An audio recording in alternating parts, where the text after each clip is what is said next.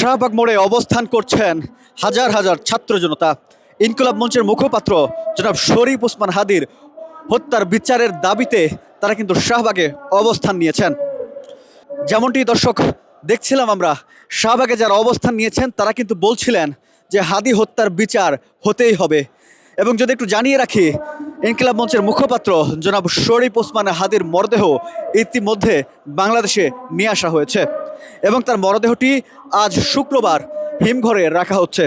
যদিও কথা ছিল মরদেহটি আজকে ঢাকা বিশ্ববিদ্যালয়ে কেন্দ্রীয় মসজিদের এখানে নিয়ে আসা হবে, তবে আজকে কেন্দ্রীয় মসজিদ নয়, আজকে রাতে হিমঘরে রাখা হচ্ছে এবং শনিবার কেন্দ্রীয় মসজিদে নিয়ে আসা হবে হাদির মরদেহটি। হাজার হাজার ছাত্র জনতা এই মুহূর্তে রাজধানীর শাহবাগে অবস্থান নিয়েছেন, আপনাদেরকে যেমনটি দেখানোর চেষ্টা করছি আমরা। এবং আগামীকাল কিন্তু কেন্দ্রীয় মসজিদে নিয়ে আসা হবে হাদির মরদেহটি। এছাড়া কিন্তু মানিক মিয়া এভিনিউতে হাদির জানাজা অনুষ্ঠিত হবে এবং তারপরে ঢাকা বিশ্ববিদ্যালয়ের কেন্দ্রীয় মসজিদের পাশেই যেখানে কাজী নজরুল ইসলামের কবর রয়েছে সেখানেই কিন্তু হাদিকে কবরস্থ করা হবে। এবং এই মুহূর্তে হাজার হাজার ছাত্র জনতা শাহবাগে একত্রিত হয়েছেন, তারা হাদি হত্যার বিচার চাইছেন এবং নানান ধরনের স্লোগান কিন্তু তারা দিচ্ছেন। একমাত্র স্মার্ট সিটি বসুন্ধরা, আধুনিকতায় এক ধাপ এগিয়ে। তুমি কে, আমি কে, হাদি হাদি সহ নানান ধরনের স্লোগান তারা দিচ্ছেন। এবং যখন থেকে হাদির এই মৃত্যুর খবরটি ছড়িয়ে পড়েছে তখন থেকে কিন্তু হাজার হাজার ছাত্র জনতা এই শাহবাগে এবং ঢাকা বিশ্ববিদ্যালয়ের টিএসসি সহ বিভিন্ন জায়গায় অবস্থান নিয়েছেন, বিক্ষোভ মিছিল প্রতিবাদ সমাবেশ করেছেন।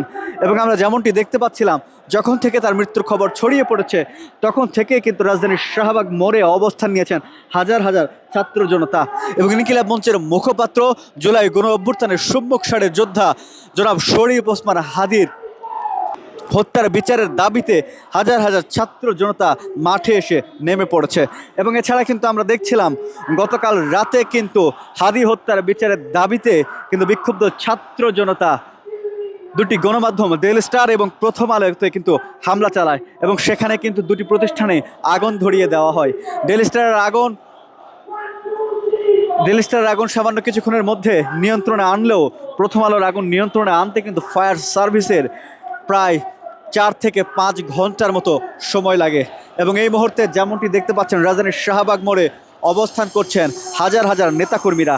ইনকিলাব মঞ্চের পক্ষ থেকে যেমনটি জানানো হয়েছে, হাদির মরদেহটি আজকে হিমঘরে রাখা হচ্ছে এবং ইনকিলাব মঞ্চের যে সকল নেতাকর্মীরা রয়েছেন তারা তারপর সেখান থেকে এসে এই শাহবাগে অবস্থান কর্মসূচি পালন করবেন।